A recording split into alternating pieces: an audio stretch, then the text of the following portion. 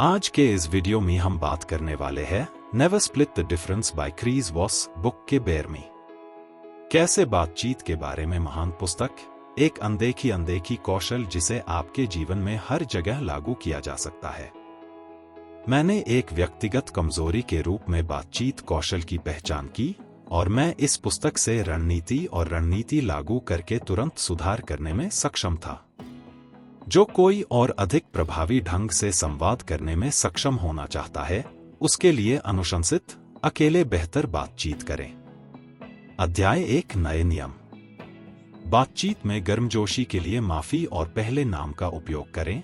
उदा, मुझे क्षमा करें रॉबर्ट, मुझे कैसे पता कि वह जीवित है? लोग समझना और स्वीकार करना चाहते हैं। सुनना सबसे सस्ता और सबसे प्रभावी तरीका है। अध्याय 2 एक दर्पण बनो। आपको खोज की मानसिकता के साथ बातचीत में संलग्न होना चाहिए, उन परिकल्पनाओं के साथ जिन्हें आप अस्वीकार करना चाह रहे हैं। लक्ष्य अधिक से अधिक जानकारी निकालना है। शुरुआती दिमाग, जितना हो सके धीमी चीजों को नीचे गिराएं। Late night FM DJ voice का उपयोग करें।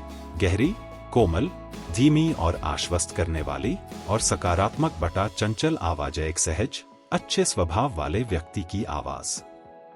हमारी बॉडी लैंग्वेज प्रभावित करती है कि हमें कैसे समझा जाता है और हमारी बातचीत कैसे चलेगी। उत्साह, आराम, गर्मजोशी और स्वीकारोक्ति। अपने चेहरे पर मुस्कान रखें। ऊपर की ओर झुकाना किसी प्रतिक्रिया बटा अनिश्चित को आमंत्रित करना। नीचे की ओर झुकना आत्मविश्वासी, आश्वस्त होना। मिररिंग। दर्पण के लिए बस आखिरी 3 शब्दों या सबसे महत्वपूर्ण 1 से 3 शब्दों को दोहराएं जो किसी ने अभी कहा है। असहमत होने के बिना असहमत कैसे? यह सिर्फ 4 सरल चरण हैं। देर रात FM DJ आवाज का प्रयोग करें। मैं माफी चाहता हूं के साथ शुरू करो। आईना। शांति। दर्पण को अपने समकक्ष पर जादू करने देने के लिए कम से कम 4 सेकंड दोहराए। मिररिंग के पीछे का इरादा, कृपया मुझे समझने में मदद करें। ओपरा इन कौशलों के महान चिकित्सकों में से एक है। अध्याय 3 अपने दर्द को महसूस न करें, इसे लेबल करें। अच्छे वार्ताकार भावनाओं की पहचान करते हैं और उन्हें प्रभावित करते हैं। वे दूसरों के और अपने स्वयं के लेबल लगा सकते हैं। सहानुभूति दूसरे मनुष्य पर ध्यान दे रही है, पूछ रही है कि वे क्या महसूस कर रहे हैं और उनकी दुनिया को समझने के लिए प्रतिबद्धता बना रहे हैं। सामरिक सहानुभूति पल में दूसरे की भावनाओं और मानसिकता को समझ रही है और यह भी सुन रही है कि उन भावनाओं के पीछे क्या है, इसलिए आप उन सभी क्षणों में अपना प्रभाव बढ़ाते हैं जो अनुसरण करते हैं। यह भावनात्मक बाधाओं और संभावित रास्ते दोनों पर हमारा ध्यान आकर्षित कर रहा है और एक समझौता किया जा रहा है। लेबलिंग किसी की भावना को स्वीकार करके उसे मान्य करने का एक तरीका है। किसी की भावना को एक नाम दें और आप उस व्यक्ति को कैसा महसूस करते हैं, इसकी पहचान करें। एक बार जब आप एक भावना को उजागर करना चाहते हैं, जिसे आप हाईलाइट करना चाहते हैं, तो अगला चरण इसे जोर से लेबल करना है। लेबल बयान या प्रश्नों के रूप में प्रकाशित किए जा सकते हैं। एकमात्र अंतर यह है कि क्या आप एक नीचे या ऊपर की ओर झुकाव के साथ वाक्य को समाप्त करते हैं। लेकिन कोई फर्क नहीं पड़ता कि वे कैसे समाप्त होते हैं। लेबल लगभग हमेशा एक ही शब्द से शुरू होते हैं। ऐसा लगता है, की तरह लगता है, ऐसा लग रहा है। नोटिस हमने कहा यह लगता है और नहीं मैं सुन रहा हूं। ऐसा इसलिए है क्योंकि शब्द मैं लोगों की रक्षा करता है। लेबलिंग का अंतिम नियम मौन है। एक बार जब आप एक लेबल बाहर फेंक देते हैं तो शांत रहें और सुनें। नेगेटिव को न्यूट्रलाइज करें, पॉजिटिव को रीइंफोर्स करें। लेबलिंग एक रणनीति है, न कि रणनीति। आप लेबल का उपयोग कैसे करते हैं यह आपकी सफलता का निर्धारण करने में एक लंबा रास्ता तय करेगा। यह कहना है कि नकारात्मक भावनाओं को नजरअंदाज नहीं किया जाना चाहिए।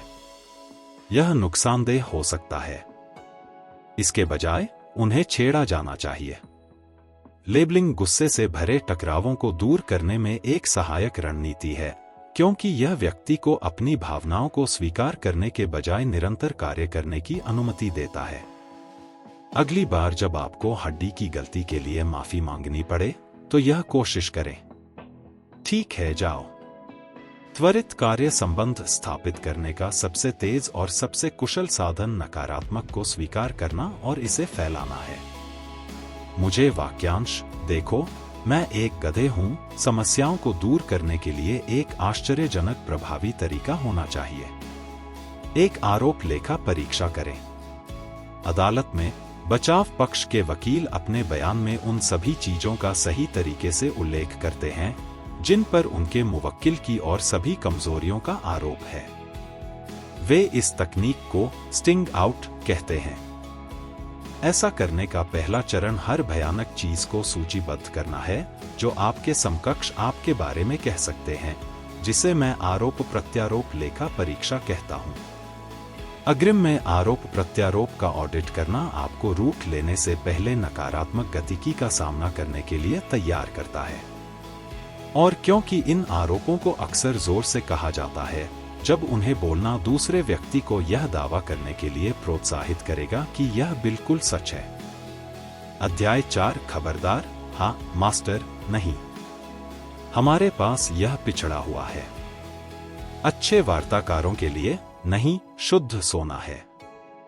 यह नकारात्मक आपके और दूसरे पक्ष के लिए यह स्पष्ट करने का एक बड़ा अवसर प्रदान करता है कि आप वास्तव में क्या चाहते हैं, इसे समाप्त करके आप क्या चाहते हैं। नहीं, एक सुरक्षित विकल्प है जो यथास्थिति बनाए रखता है। यह नियंत्रण का एक अस्थायी ओएसिस प्रदान करता है। नहीं, वार्ता शुरू करता है। नहीं, बातचीत की शुरुआत है, इसका अंत नहीं है। हम नहीं शब्द से डरने के लिए वातानुकूलित हैं, लेकिन यह तथ्य से कहीं अधिक बार धारणा का एक बयान है। यह शायद ही कभी मतलब है, मैंने सभी तथ्यों पर विचार किया है और तर्कसंगत विकल्प बनाया है। इसके बजाय नहीं अक्सर एक निर्णय होता है, यथास्थिति को बनाए रखने के लिए अक्सर अस्थायी होता है। परिवर्तन डरावना है और नहीं उस डर से थोड़ी सुरक्षा प्रदान करता है। इसका मतलब है कि आपको अस्वीकृति के अलावा किसी अन्य चीज के रूप में नहीं सुनने के लिए खुद को प्रशिक्षित करना होगा और तदनुसार जवाब देना होगा। जब कोई आपको नहीं कहता है, तो आपको शब्द को इसके विकल्प में से एक में पुनर्विचार करने की आवश्यकता है और बहुत अधिक वास्तविक अर्थ। मैं अभी सहमत होने के लिए तैयार नहीं हूं। आप मुझे असहज महसूस कर रहे हैं। मुझे समझ नहीं आता। मुझे नहीं लगता कि मैं इसे बर्दाश्त कर सकता हूं। मुझे कुछ और चाहिए। मुझे और जानकारी चाहिए, या मैं इस पर किसी और से बात करना चाहता हूं। फिर रुकने के बाद समाधान आधारित प्रश्न पूछें या बस उनके प्रभाव को लेबल करें। इस बारे में आपके लिए क्या काम नहीं करता है? इसे काम करने के लिए आपको क्या चाहिए होगा? ऐसा लगता है कि यहां कुछ है जो आपको परेशान करता है। लोगों को कहने की आवश्यकता है, नहीं तो बस कुछ बिंदु पर इसे सुनने की उम्मीद न करें। इसे जल्दी कहने के लिए उन्हें प्राप्त करें। कुंजी पाठ। जैसा कि आप अध्याय के तरीकों का उपयोग करने की कोशिश करते हैं, मैं आपको उन्हें विरोधी के रूप में सोचने के लिए प्रोत्साहित करता हूं। अच्छाई का उपयोग इस अर्थ में नहीं कि वे निर्दयी हैं, बल्कि इस अर्थ में कि वे प्रामाणिक हैं। कोई छिलका नहीं है। हाँ के प्लास्टिक के झूठ को दूर करें और आपको वास्तव में दांव पर लगा दें। वैसे इन शक्तिशाली सबक को ध्यान में रखें।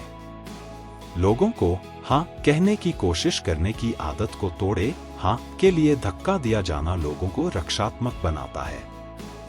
नहीं कोई विफलता नहीं है। हमने सीखा है कि नहीं विरोधी है हाँ, और इसलिए हर कीमत पर बचने के लिए एक शब्द है। लेकिन इसका वास्तव में अक्सर अर्थ होता है रुको, या मैं इसके साथ सहज नहीं हूं। इसे शांति से सुनना सीखें। यह बातचीत का अंत नहीं है, बल्कि शुरुआत है। हाँ, एक बातचीत का अंतिम लक्ष्य है, लेकिन शुरुआत में इसके लिए लक्ष्य न रखें। किसी से हाँ के लिए भी जल्दी से बातचीत में पूछते हुए, क्या आप पानी पीना पसंद करते हैं मिस्टर स्मिथ? उसे मिलता है रक्षा करें और आपको एक अदम्य विक्रेता के रूप में पेंट करें। नहीं कहने से स्पीकर सुरक्षित और नियंत्रण में महसूस करता है, इसलिए इसे ट्रिगर करें। यह कहकर कि वे क्या नहीं चाहते हैं, आपका समकक्ष अपने स्थान को परिभाषित करता है और आपको सुनने के लिए आत्मविश्वास और आराम प्राप्त करता है। यही कारण है कि अब है बात करने के लिए एक बुरा समय। हमेशा, क्या आपके पास बात करने के लिए कुछ मिनट हैं? कभी कभी अपने समकक्षों को सुनने और उनसे जुड़ने का एकमात्र तरीका उन्हें नंबर में मजबूर करना है। इसका मतलब है कि जानबूझकर उनकी भावनाओं या इच्छाओं में से एक को गुमराह करना या एक हास्यास्पद सवाल पूछना, जैसे ऐसा लगता है जैसे आप चाहते हैं कि यह परियोजना विफल हो जाए। यह केवल नकारात्मक रूप से उत्तर दिया जा सकता है। उनकी दुनिया में बातचीत अनुनय यह नहीं है कि आप कितने उज्जवल या चिकने या बलशाली हैं। यह दूसरी पार्टी के बारे में है, जो खुद को समझाती है कि आप जो समाधान चाहते हैं वह उनका अपना विचार है। इसलिए उन्हें तर्क या पाशविक बल से मत मारो। उनसे ऐसे सवाल पूछें जो आपके लक्ष्यों के लिए खुले हों। यह आपके बारे में नहीं है। यदि एक संभावित व्यापार भागीदार आपको अनदेखा कर रहा है, तो उन्हें एक स्पष्ट और संक्षिप्त नहीं के साथ संपर्क करें। वास्तविक प्रश्न जो बताता है कि आप दूर चलने के लिए तैयार हैं। क्या आपने इस परियोजना को छोड़ दिया है? अद्भुत काम करता है।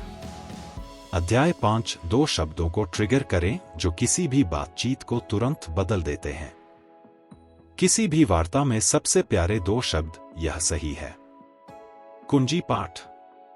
जिस क्षण आपने किसी को आश्वस्त किया है कि आप वास्तव में उसके सपनों और भावनाओं, पूरी दुनिया में वह रहते हैं, को समझते हैं, मानसिक और व्यवहार परिवर्तन संभव हो जाता है और एक सफलता की नींव रखी गई है। उस नींव को रखने के लिए इन पाठों का उपयोग करें। बिना शर्त सकारात्मक संबंध बनाने से विचारों और व्यवहारों को बदलने का द्वार खुल जाता है। मनुष्य का सामाजिक रूप से रचनात्मक व्यवहार के प्रति एक सहज आग्रह है। जितना अधिक व्यक्ति समझ महसूस करता है और उस समझ में सकारात्मक रूप से पुष्टि होती है, उतनी ही अधिक संभावना है कि रचनात्मक व्यवहार के लिए आग्रह करेगा। यह सही है, हाँ से बेहतर है। इसके लिए प्रयास करें। एक बातचीत में यह सही है तक पहुंचने से सफलता मिलती है। एक सारांश का प्रयोग करें कि यह सही है। एक अच्छे सारांश के भवन ब्लॉक पैराफ्रासिंग के साथ एक लेबल है। पहचानें, पुनर्संरचना और भावनात्मक रूप से के अनुसार दुनिया की पुष्टि करें। अध्याय 6 उनकी वास्तविकता को मोड़ो। समझौता मत करो। समझौता न करें। हम समझौता नहीं करते क्योंकि यह सही है, लेकिन क्योंकि यह आसान है और चेहरा बचाता है। एक वार्ता में ज्यादातर लोग डर से या दर्द से बचने की इच्छा से प्रेरित होते हैं। बहुत कम लोग अपने वास्तविक लक्ष्यों से प्रेरित होते हैं। समय सीमा। समय को अपना सहयोगी बनाएं। चाहे आपकी समय सीमा वास्तविक और निरपेक्ष हो या केवल रेत में एक रेखा हो, यह आपको विश्वास दिला सकता है कि अब एक सौदा करना एक अच्छा सौदा प्राप्त करने से अधिक महत्वपूर्ण है। इस वार्ता का विरोध करने और दूसरों में इसका लाभ उठाने के लिए अच्छे वार्ताकार खुद को मजबूर करते हैं। यह उतना आसान नहीं है। अपने आप से पूछें, यह एक समय सीमा के बारे में क्या है जो दबाव और चिंता का कारण बनता है? उत्तर परिणाम है, नुकसान की धारणा हम भविष्य में करेंगे, सौदा बंद है। हमारा दिमाग कुछ काल्पनिक भविष्य के परिदृश्य में हम पर चिल्लाता है, समय में एक निश्चित बिंदु से कोई संकल्प प्राप्त नहीं किया जाना चाहिए। कोई भी सौदा बुरे सौदे से बेहतर नहीं है। किसी भी प्रकार की वार्ताओं में खतरों पर बढ़ती विशिष्टता एक वास्तविक निर्दिष्ट समय पर वास्तविक परिणामों के करीब होने का संकेत देती है। F word. Why it's so powerful, when to use it, and how. वार्ता में सबसे शक्तिशाली शब्द है निष्पक्ष। मनुष्य के रूप में हम शक्तिशाली रूप से इस बात से प्रभावित होते हैं कि हमें कितना लगता है कि हमारा सम्मान किया गया है। लोग समझौतों का पालन करते हैं यदि उन्हें लगता है कि उनके साथ उचित व्यवहार किया गया है, और यदि वे डॉन करते हैं तो उन्हें बाहर निकाल दें। टी अल्टीमेटम गेम में वर्षों के अनुभव ने मुझे दिखाया है कि अधिकांश स्वीकारकर्ता किसी भी प्रस्ताव को अस्वीकार कर देंगे जो प्रस्तावक के आधे से भी कम है। एक बार जब आप प्रस्तावक के पैसे का 1/4 हिस्सा प्राप्त करते हैं तो आप इसे भूल सकते हैं और स्वीकार करने वालों का अपमान होता है। वास्तव में 3 तरीकों से जो लोग इस एफ बम को गिराते हैं, केवल एक सकारात्मक है। सबसे आम उपयोग एक जूडो की तरह रक्षात्मक कदम है जो दूसरी तरफ को अस्थिर करता है। यह हेरफेर आमतौर पर कुछ का रूप लेता है जैसे हम चाहते हैं कि उचित है। पिछली बार के बारे में सोचें कि किसी ने आपके साथ अनुचितता का यह आरोप लगाया है, और मुझे यकीन है कि आपको यह स्वीकार करना होगा कि इससे तुरंत संवेदनशीलता और असुविधा की भावनाएं भड़क उठी थी। ये भावनाएं अक्सर अवचेतन होती हैं और अक्सर एक तर्कहीन रियायत की ओर ले जाती हैं। यदि आप इस आरोप के व्यावसायिक अंत पर हैं, तो आपको यह महसूस करने की आवश्यकता है कि दूसरा पक्ष आपकी जेब लेने की कोशिश नहीं कर रहा है। मेरे दोस्त की तरह वे सिर्फ परिस्थिति से अभिभूत हो सकते हैं। किसी भी तरह से सबसे अच्छी प्रतिक्रिया एक गहरी सांस लेना और अपनी इच्छा को मानने के लिए रोकना है। फिर कहते हैं, ठीक है, मैं माफी मांगता हूं। चलो सब कुछ बंद कर देते हैं और वापस चले जाते हैं जहां मैंने तुम्हारे साथ गलत व्यवहार करना शुरू कर दिया है, और हम इसे ठीक कर देंगे। एफ बम का दूसरा उपयोग अधिक नापाक है। इसमें आपका समकक्ष मूल रूप से आपको घने या बेईमान कहने का आरोप लगाएगा। हमने आपको उचित प्रस्ताव दिया है। यह एक भयानक छोटी सी थपकी है जो आपका ध्यान भटकाने और आपको देने में हेरफेर करती है। यदि आप अपने आप को इस स्थिति में पाते हैं तो सबसे अच्छी प्रतिक्रिया बस एफ को प्रतिबिंबित करना है जो आपको केवल लोभ पर लिया गया है। आप जवाब देंगे शब्द की शक्ति उन्हें करने देने के लिए जैसा कि आपको करने का इरादा था। एक लेबल के साथ इसका अनुसरण करें। ऐसा लगता है कि आप उस सबूत को प्रदान करने के लिए तैयार हैं जो इसका समर्थन करता है, जो अपनी पुस्तकों को खोलने या अन्यथा जानकारी सौंपने के लिए दृष्टिकोण करता है, जो या तो निष्पक्षता के लिए उनके दावे का खंडन करेगा या आपको काम करने के लिए अधिक डेटा देगा। आप पहले की तुलना में तुरंत आप हमले की घोषणा करते हैं। एफ शब्द का अंतिम उपयोग मेरा पसंदीदा है क्योंकि यह सकारात्मक और रचनात्मक है। यह ईमानदार और सशक्त बातचीत के लिए मंच निर्धारित करता है। यहाँ बताया गया है कि मैं इसका उपयोग कैसे करता हूँ। एक वार्ता में जल्दी, मैं कहता हूँ, मैं चाहता हूँ कि आप ऐसा महसूस करें कि आपके साथ हर समय व्यवहार किया जा रहा है। इसलिए कृपया मुझे किसी भी समय रोक दें यदि आपको लगता है कि मैं अनुचित हो रहा हूँ, और हम इसे संबोधित करेंगे। यह सरल और स्पष्ट है और मुझे एक ईमानदार डीलर के रूप में स्थापित करता है। उनकी वास्तविकता को मोड़ो। हमारे तर्कहीन निर्णयों के सिद्धांतों का वर्णन करने के लिए अब तक का सबसे अच्छा सिद्धांत प्रोस्पेक्ट थ्योरी है। सिद्धांत का तर्क है कि लोग संभावनाओं से अधिक चीजों को सुनिश्चित करने के लिए तैयार हैं, भले ही संभावना बेहतर विकल्प हो। वह निश्चितता प्रभाव कहलाता है, और लोग लाभ प्राप्त करने की तुलना में नुकसान से बचने के लिए अधिक जोखिम लेंगे। इसे लॉस एविक्शन कहा जाता है। हानि का मौका एक समान लाभ की संभावना से अधिक जोखिम को उकसाता है। लेकिन पहले मुझे आपको नुकसान से बचने के बारे में एक महत्वपूर्ण सबक के साथ छोड़ दें। एक कठिन बातचीत में यह दूसरे पक्ष को दिखाने के लिए पर्याप्त नहीं है कि आप जिस चीज को चाहते हैं उसे वितरित कर सकते हैं। वास्तविक उत्तोलन प्राप्त करने के लिए आपको उन्हें इस बात के लिए राजी करना होगा कि यदि सौदा गिरता है तो उनके पास खोने के लिए कुछ ठोस है। एक, उनकी भावनाओं को लंगर। अपने समकक्ष की वास्तविकता को मोड़ने के लिए आपको सहानुभूति की मूल बातों से शुरुआत करनी होगी। इसलिए आरोपों की ऑडिट के साथ शुरू करें जो उनके सभी भय को स्वीकार करते हैं। एक नुकसान के लिए तैयारी में उनकी भावनाओं को लंगर डालने से आप दूसरे पक्ष के नुकसान को कम कर देते हैं ताकि वे इससे बचने के लिए मौका पर कूद पड़े। 2, अन्य आदमी को पहले जाने दो। अधिकांश समय अब यह स्पष्ट है कि एंकरिंग भावनाओं का लाभ बहुत अच्छा होता है जब यह आपके समकक्ष की वास्तविकता को झुकाता है, लेकिन सबसे पहले जरूरी नहीं कि यह सबसे अच्छी चीज है जब यह बातचीत की कीमत पर आता है। इसीलिए मेरा सुझाव है कि आप दूसरे पक्ष के एंकर मौद्रिक वार्ताओं को जाने दें। असली मुद्दा यह है कि किसी भी पक्ष के पास टेबल पर जाने की सही जानकारी नहीं है। इसका मतलब यह है कि आप आत्मविश्वास के साथ खुलने के लिए पर्याप्त नहीं हैं। यह विशेष रूप से सच है जब भी आप जेरी या चैंडलर के साथ खरीद या बिक्री के बाजार मूल्य को नहीं जानते हैं। उन्हें लंगर देने से आप भी भाग्यशाली हो सकते हैं।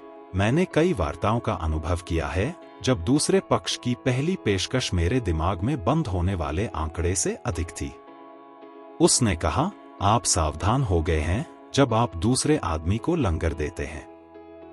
आपको पहली पेशकश का सामना करने के लिए खुद को मानसिक रूप से तैयार करना होगा। यदि दूसरे व्यक्ति का समर्थक शार्क है तो वह आपकी वास्तविकता को मोड़ने के लिए एक चरम लंगर के लिए जाने वाला है। यह कहना नहीं है, कभी नहीं खोलें, उस तरह के नियम याद रखना आसान है, लेकिन अधिकांश सरलीकृत दृष्टिकोणों की तरह वे हमेशा अच्छी सलाह नहीं होते हैं।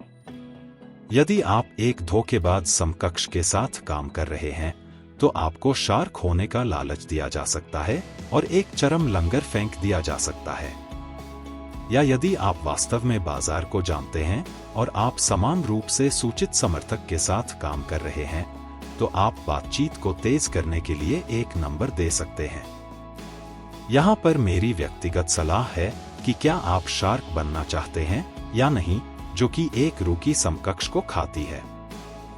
बस याद रखें, आपकी प्रतिष्ठा आपको पसंद करती है। मैं उन सीईओ में शामिल हो गया हूं जिनकी प्रतिष्ठा हमेशा अपने समकक्षों को बुरी तरह से हरा देती थी और बहुत जल्द कोई भी उनसे नहीं निपटता था। 3, एक सीमा स्थापित करें। पहली बार जाने में शायद ही कभी मदद मिलती है। एक प्रस्ताव बनाने और प्रक्रिया में उनकी वास्तविकता को मोड़ने के लिए प्रतीत होता है। वह है एक सीमा के लिए गठबंधन करके। समझें, यदि आप एक सीमा प्रदान करते हैं और ऐसा करना एक अच्छा विचार है तो उनसे कम अंत में आने की उम्मीद करें। 4, गैर आर्थिक शर्तों के लिए धुरी। अपने बिंदु पर अपने समकक्ष की वास्तविकता को मोड़ने के सबसे आसान तरीकों में से एक है गैर आर्थिक दृष्टि से। आपके द्वारा उन्हें उच्च लंगर दिए जाने के बाद आप उन चीजों की पेशकश करके अपने प्रस्ताव को उचित बना सकते हैं जो आपके लिए महत्वपूर्ण नहीं है लेकिन उनके लिए महत्वपूर्ण हो सकते हैं। या यदि उनका प्रस्ताव कम है तो आप उन चीजों के लिए पूछ सकते हैं जो आपके लिए उनसे अधिक मायने रखती हैं। चूंकि यह कभी कभी मुश्किल होता है, हम अक्सर जो करते हैं वह विचार मंथन प्रक्रिया शुरू करने के लिए उदाहरणों को फेंक देते हैं। 5, जब आप टॉक नंबर करते हैं तो ऑर्डर्स का उपयोग करें। याद रखने वाली सबसे बड़ी बात यह है कि संख्या जो शून्य में समाप्त होती है अनिवार्य रूप से अस्थायी प्लेस होल्डर्स की तरह महसूस करती है। यह अनुमान लगाती है कि आप आसानी से बातचीत कर सकते हैं, लेकिन जो कुछ भी आप बाहर फेंकते हैं वह कम लगता है। कहते हैं $37,263 एक आंकड़े की तरह लगता है कि आप विचारशील गणना के परिणामस्वरूप आए थे।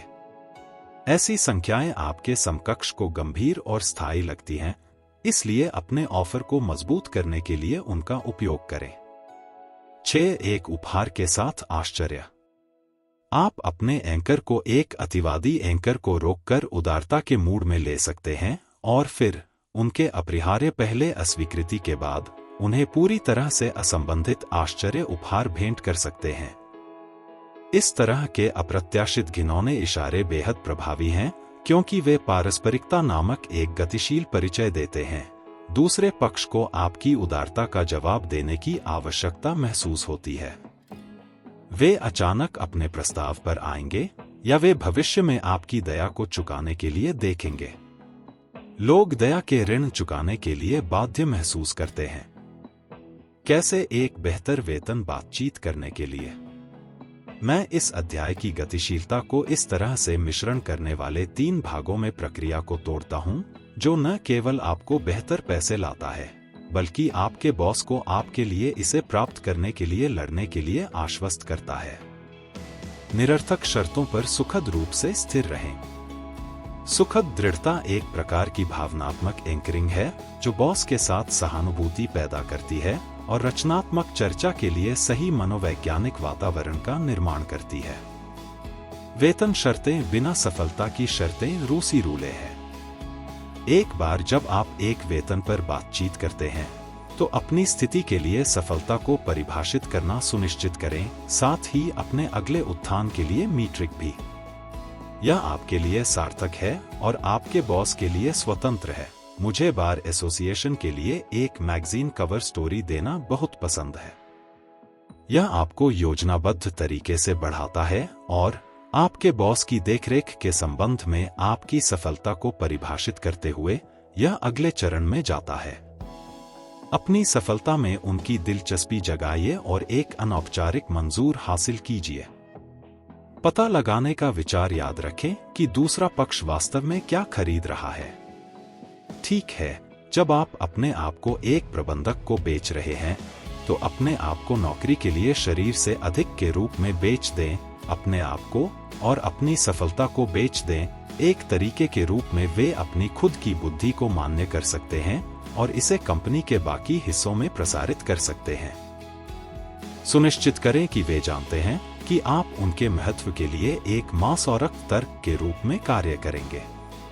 एक बार जब आप अपनी वास्तविकता को उनके राजदूत के रूप में शामिल करने के लिए झुक जाते हैं, तो आपकी सफलता में उनकी हिस्सेदारी होगी। पूछो, यहां सफल होने में क्या लगता है? अध्याय 7 नियंत्रण का भ्रम बनाएं। सफल बातचीत में आपके समकक्ष को आपके लिए काम करना और अपने समाधान का सुझाव देना शामिल था। ऐसा करने के लिए हम कैलिब्रेटेड, ओपन एंडेड प्रश्नों का उपयोग करते हैं। अपने समकक्ष को कैलिब्रेटेड प्रश्न पूछकर नियंत्रण का भ्रम दे रहा है, मदद के लिए पूछकर अविश्वास को निलंबित करने के लिए सबसे शक्तिशाली उपकरणों में से एक है। अपने प्रश्नों को कैलिब्रेट करें।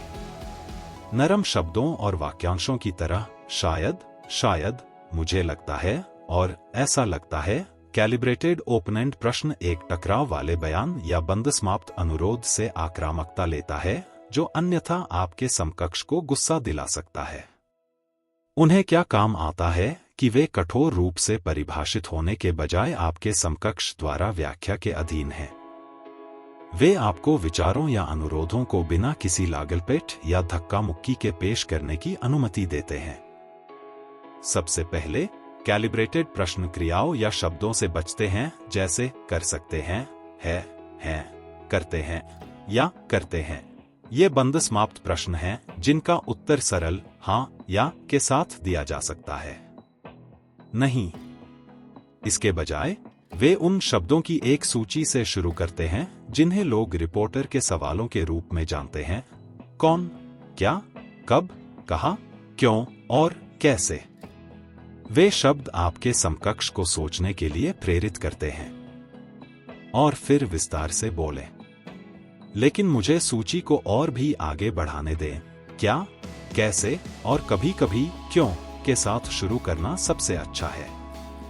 केवल तभी जब आप क्यों का उपयोग सफलतापूर्वक कर सकते हैं जब बनाई गई रक्षात्मकता उस परिवर्तन का समर्थन करती है जो आप उन्हें देखने के लिए प्राप्त करने की कोशिश कर रहे हैं। आपको जल्दी और अक्सर कैलिब्रेटेड प्रश्नों का उपयोग करना चाहिए, और कुछ ऐसे हैं जो आप पाएंगे कि आप लगभग हर बातचीत की शुरुआत में उपयोग करेंगे। आपके सामने सबसे बड़ी चुनौती क्या है? उन सवालों में से एक है। यह सिर्फ आपको अपने बारे में कुछ सिखाने के लिए दूसरी तरफ जाता है, जो किसी भी बातचीत के लिए महत्वपूर्ण है, क्योंकि सभी बातचीत एक सूचना एकत्र करने की प्रक्रिया है। यहाँ कुछ अन्य महान स्टैंड बाय हैं जो मैं स्थिति के आधार पर लगभग हर वार्ता में उपयोग करता हूँ। इस बारे में आपके लिए क्या महत्वपूर्ण है? मैं हमारे लिए इसे बेहतर बनाने में कैसे मदद कर सकता हूँ? आप मुझे कैसे आगे बढ़ना चाहेंगे? वह क्या है जो हमें इस स्थिति में लाया है? हम इस समस्या को कैसे हल कर सकते हैं?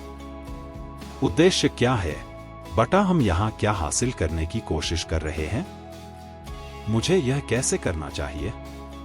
भावुक होने से बचें, अपनी जीभ काटें। जब आप एक बातचीत में हमला करते हैं तो रोकें और गुस्से में भावनात्मक प्रतिक्रियाओं से बचें। इसके बजाय अपने समकक्ष से एक कैलिब्रेटेड प्रश्न पूछें। अध्याय 8 गारंटी निष्पादन।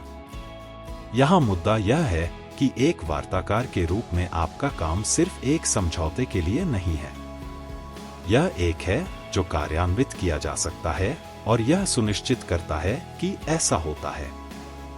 हाँ, बिना कुछ भी नहीं है कैसे, जबकि एक समझौता अच्छा है, एक अनुबंध बेहतर है, और एक हस्ताक्षरित चेक सबसे अच्छा है। हाँ, बिना हाउ के कुछ भी नहीं है। कैलिब्रेटेड कैसे प्रश्न वार्ता को जारी रखने का एक निश्चित तरीका है। हाउ प्रश्नों के लिए ट्रिक सही ढंग से उपयोग किया जाता है। वे नहीं कहने के लिए कोमल और शालीन तरीके हैं, और बेहतर समाधान विकसित करने के लिए अपने समकक्ष का मार्गदर्शन करते हैं। आपका समाधान। दो महत्वपूर्ण प्रश्न हैं जिनसे आप अपने समकक्षों को यह सोचने के लिए कह सकते हैं कि वे सफलता को अपने तरीके से परिभाषित कर रहे हैं। हम कैसे ट्रैक करेंगे और हम चीजों को कैसे संबोधित करेंगे यदि हम पाते हैं कि हम ट्रैक से दूर हैं। जब वे जवाब देते हैं तो आप उनके जवाबों को संक्षेप में देते हैं जब तक कि आपको यह सही नहीं है, तब आपको पता चलेगा कि उन्होंने में खरीदा है। दूसरी तरफ, दो स्पष्ट संकेतों से सावधान रहे कि आपके समकक्ष को विश्वास नहीं है कि विचार उनका है। जैसा कि मैंने नोट किया है, जब वे कहते हैं आप सही कह रहे हैं, यह अक्सर एक अच्छा संकेतक होता है जो वे चर्चा नहीं कर रहे हैं में निहित नहीं है। और जब आप कार्यान्वयन के लिए जोर देते हैं और वे कहते हैं मैं कोशिश करूंगा, आपको अपने पेट में डूबने की भावना मिलनी चाहिए, क्योंकि इसका वास्तव में मतलब है मैं असफल होने की योजना बना रहा हूं। जब आप इन दोनों में से किसी को भी सुनते हैं, तब तक कैलिब्रेटेड कैसे प्रश्नों के साथ डुबकी लगाते हैं जब तक कि वे अपनी आवाज में सफल कार्यान्वयन की शर्तों को परिभाषित नहीं करते हैं। संक्षेप में बताएं कि उन्होंने यह सही है। 7-38-55% नियम। जब किसी की आवाज या बॉडी लैंग्वेज उन शब्दों के अर्थ के साथ संरेखित नहीं होती है जो वे कहते हैं, तो असंगति के स्रोत की खोज के लिए लेबल का उपयोग करें। यहां एक उदाहरण है। आप, तो हम सहमत हैं? उन्हें, हाँ। आप, मैंने आपको यह कहते हुए सुना, हाँ, लेकिन ऐसा लग रहा था कि आपकी आवाज में झिझक थी। उन्हें, ओह, यह वास्तव में कुछ भी नहीं है। आप, नहीं, यह महत्वपूर्ण है, चलो यह सुनिश्चित करें कि हमें यह अधिकार मिले। उन्हें, धन्यवाद, मैं इसकी सराहना करता हूं। 3 का नियम। 3 का नियम बस दूसरे आदमी को एक ही बातचीत में 3 बार एक ही बात के लिए सहमत हो रहा है। पहली बार जब वे किसी बात के लिए सहमत होते हैं या आपको एक प्रतिबद्धता देते हैं, तो वह नंबर 1 है।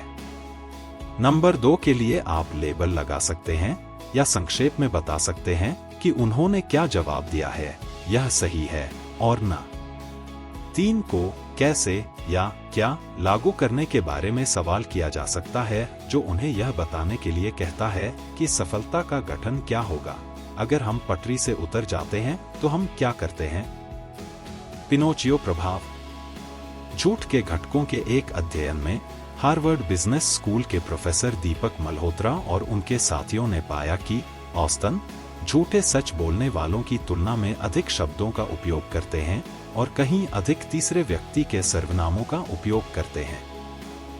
वे के बारे में बात करना शुरू से उसके यह एक वे और उनके बजाय मैं खुद को और झूठ के बीच कुछ दूरी बढ़ाने का है। और उन्होंने पाया कि झूठे अपने संदिग्ध समकक्षों को जीतने के प्रयास में अधिक जटिल वाक्यों में बात करते हैं। सर्वनाम के उनके उपयोग पर ध्यान दें। एक समकक्ष द्वारा सर्वनामों का उपयोग आपको तालिका के दूसरी ओर निर्णय और कार्यान्वयन श्रृंखलाओं में उनके वास्तविक महत्व के बारे में भी महसूस करने में मदद कर सकता है। जितना प्यार वे, मैं, मुझे और मेरा उतना ही कम महत्वपूर्ण है। इसके विपरीत, एक वार्ताकार के मुंह से सर्वप्रथम सर्वनाम प्राप्त करने के लिए जितना कठिन है, उतना ही महत्वपूर्ण है। खुद को अपने समकक्षों के साथ बोली लगाने के लिए कैसे प्राप्त करें। हमने पाया है कि आप वास्तव में शब्द कहने से पहले 4 बार नहीं व्यक्त कर सकते हैं। नहीं श्रृंखला में पहला कदम पुराना स्टैंड बाय है। मैं ऐसा कैसे करने वाला हूं। उसके बाद आपका प्रस्ताव बहुत उदार है। मुझे खेद है कि बस मेरे लिए काम नहीं करता है। यह कहने के लिए एक सुंदर दूसरा तरीका है, नहीं। फिर आप कुछ का उपयोग कर सकते हैं, जैसे मुझे क्षमा करें लेकिन मुझे डर है कि मैं ऐसा नहीं कर सकता। यह थोड़ा अधिक प्रत्यक्ष है और ऐसा नहीं कर सकता महान दोहरा कर्तव्य करता है। प्रदर्शन करने में असमर्थता व्यक्त करके यह दूसरे पक्ष की सहानुभूति को आपकी ओर बढ़ा सकता है। मुझे क्षमा करें नहीं चौथे नहीं के लिए थोड़ा अधिक रसीला संस्करण है। यदि धीरे से वितरित किया जाता है तो यह मुश्किल से नकारात्मक लगता है। यदि आपको आगे जाना है तो निश्चित रूप से नहीं अंतिम और सबसे सीधा तरीका है। विश्व स्तर पर इसे नीचे की ओर झुकाव और संबंध के लहजे के साथ दिया जाना चाहिए। इसका अर्थ नो नहीं है। वहां एक महत्वपूर्ण सबक है। एक सौदा बंद करने की कला बहुत अंत तक केंद्रित रहती है। समापन पर महत्वपूर्ण बिंदु हैं जब आपको अपने मानसिक अनुशासन पर ध्यान आकर्षित करना चाहिए। इस बारे में न सोचें कि आखिरी उड़ान किस समय होगी या यह क्या होगा कि आप जल्दी घर पहुंच सकें और गोल्फ खेल सकें। अपने मन को भटकने न दें। ध्यान केंद्रित किया। अध्याय 9 कठिन सौदा।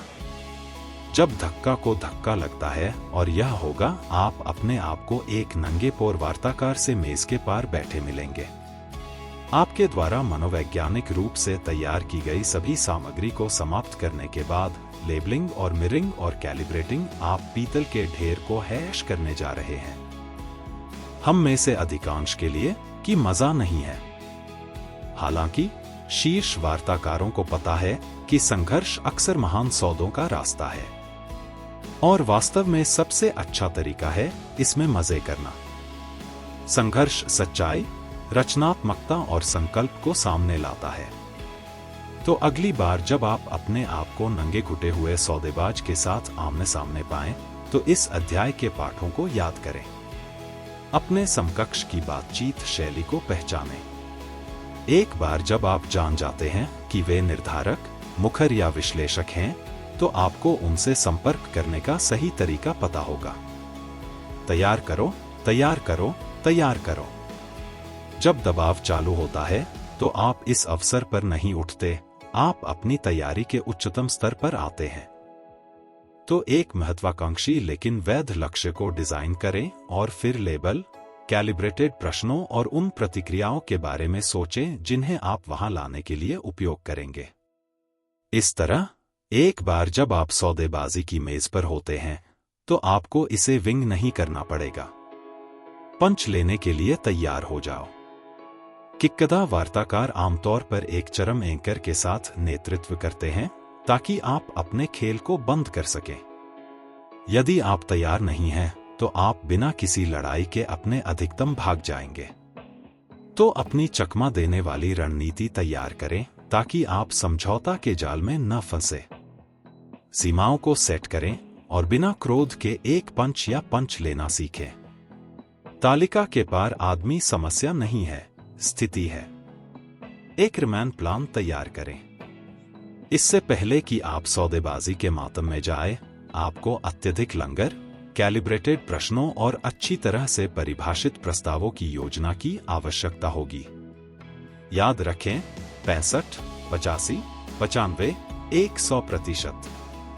घटती हुई संख्या और नॉनरॉइड संख्याओं पर समाप्त होने से आपके समकक्ष को यह विश्वास हो जाएगा कि वह आपको उन सभी के लिए निचोड़ रहा है जब आप वास्तव में आपके इच्छित नंबर पर पहुंच रहे हों।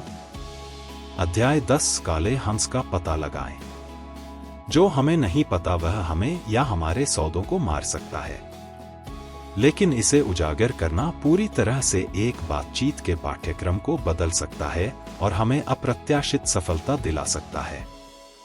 काले हंसों को ढूंढना उन शक्तिशाली अज्ञात को आंतरिक रूप से कठिन है, हालांकि साधारण कारण से कि हमें पूछने के लिए सवाल नहीं पता है। क्योंकि हम नहीं जानते कि खजाना क्या है, हम नहीं जानते कि कहां खोदना है। ब्लैक स्वान को बाहर निकालने और उनका दोहन करने के लिए यहां कुछ बेहतरीन तकनीकें हैं। याद रखें, आपके समकक्ष को यह भी पता नहीं होगा कि जानकारी कितनी महत्वपूर्ण है, या यहां तक कि वे इसे प्रकट नहीं करना चाहिए। इसलिए जानकारी जुटाए रखें, जांच करें और जानकारी जुटाते रहें। आप जो जानते हैं उसे जाने। आपको ज्ञात है, लेकिन आपको अंधा नहीं। हर मामला नया है, इसलिए लचीला और अनुकूल बने रहें। ग्रिफिन बैंक संकट को याद रखें, किसी भी बंधक लेने वाले ने समय सीमा पर बंधक को नहीं मारा था जब तक कि उसने ऐसा नहीं किया। ब्लैक स्वान मल्टीप्लायरों का लाभ उठा रहे हैं। 3 प्रकार के उत्तोलन को याद रखें। सकारात्मक, किसी को जो वे चाहते हैं उसे देने की क्षमता। नकारात्मक, किसी को चोट पहुंचाने की क्षमता। और मानक, अपने समकक्ष के मानदंडों का उपयोग करते हुए उन्हें चारों ओर लाने के लिए। दूसरे पक्ष के धर्म को समझने के लिए काम करें। विश्व साक्षात्कारों में खुदाई का तात्पर्य बातचीत की मेज से परे और अपने समकक्ष के जीवन में भावनात्मक और अन्यथा चलती है। यही वह जगह है जहां ब्लैक हंस रहते हैं। अपने समकक्ष से सुनी हर बात की समीक्षा करें। आप पहली बार सब कुछ नहीं सुनेंगे, इसलिए डबल चेक करें। टीम के सदस्यों के साथ नोट्स की तुलना करें। बैकअप श्रोताओं का उपयोग करें जिनका काम लाइनों के बीच सुनना है।